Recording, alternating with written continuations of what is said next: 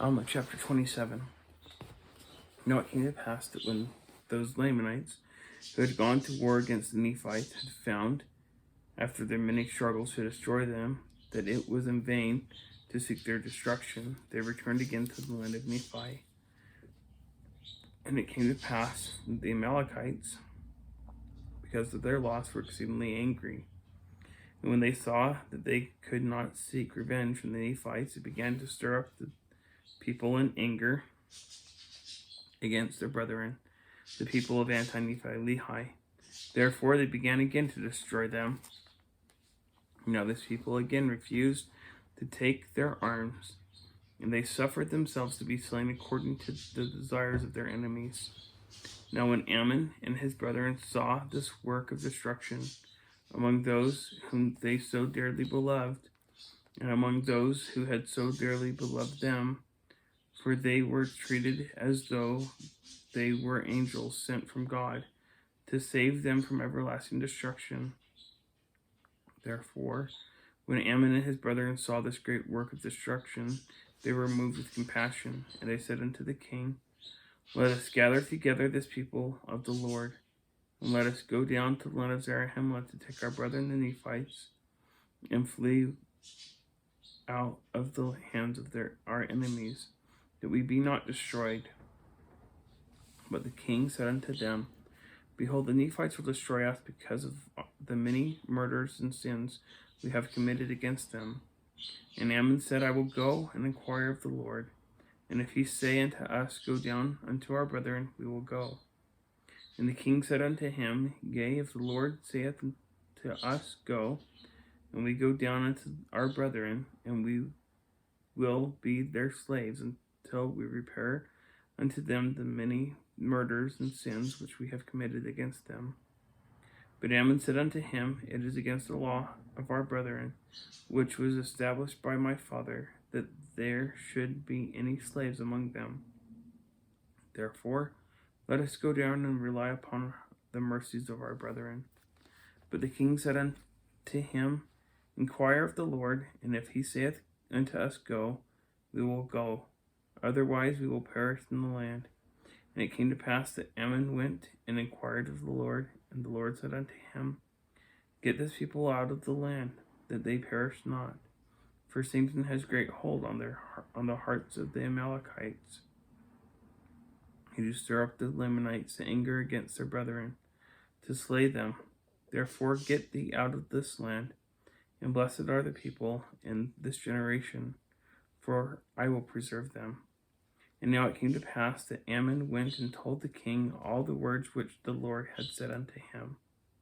And they gathered together all their people, yea, and all the people of the Lord, and they gathered together all their flocks and herds, and departed out of the land, and came into the wilderness, which divided the land of Nephi from the land of Zarahemla, and came over near the borders of the land.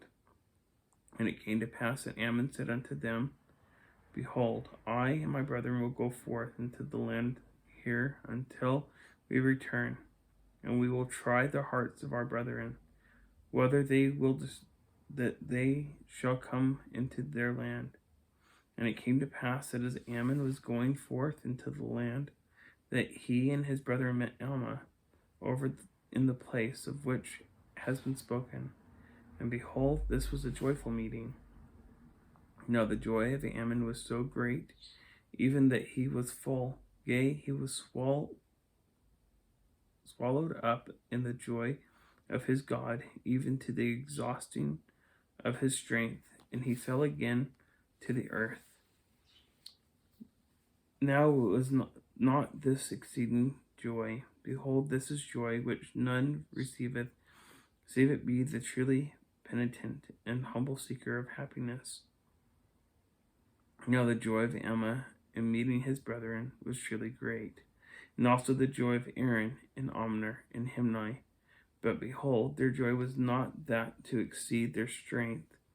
And now it came to pass that Alma conducted his brethren back to the land of Zarahemla, even to his house, and they went and told the chief judge all the things that had happened to them in the land of Nephi, among their brethren the Lamanites. And it came to pass that the chief judge sent a proclamation throughout all the land, desiring the voice of the people concerning the admitting their brethren, who were the people of Anti-Nephi-Lehi. And it came to pass that the voice of the people came, saying, Behold, we will give up the land of Jershon, which is on the east by the sea, which joins the land of Bountiful, which is on the south of the land Bountiful. And this land Jershon is the land which we will give unto our brethren for an inheritance. And behold, we will set our armies between the land Jershon and the land Nephi, that we may protect our brethren in the land Jershon. And this we do for our brethren on account of their fear to take up arms against their brethren, lest they should commit sin. And this their great fear came because of their sore repentance, which they had, on account of their many murders and their awful wickedness. And now behold, this will we do unto our brethren, that they may inherit the land Jershon, and we will guard them from their enemies with our armies, on condition that they will give us a portion of their substance to assist us, that we may maintain our armies. Now it came to pass that when Ammon had heard this, he returned to the people of Anti-Nephi-Lehi, and also Alma with him, into the wilderness where they had pitched their tents, and made known unto them all these things. And Alma also related unto them his conversion with Ammon and Aaron and his brethren. And it came to pass that it did cause great joy among them. And they went down into the land of Jershon, and took possession of the land of Jershon. And they were called by the Nephites the people of Ammon.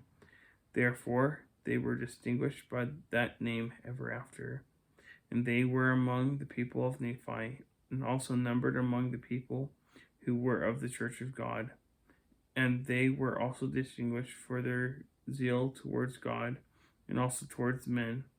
For they were perfectly honest and upright in all things, and they were firm in the faith of Christ, even unto the end. And they look upon shedding the blood of their brethren with the greatest abhorrence, and they never could be prevailed upon to take up arms against their brethren. And they never did look upon death with any degree of terror, for their hope and views of Christ and the resurrection. Therefore death was swallowed up to them by the victory of Christ over it. Therefore they would suffer death on the most aggravating and distressing manner which could be afflicted by their brethren, before they would take the sword or the scimitar to smite them. And thus they were a zealous and beloved people, a highly favored people of the Lord.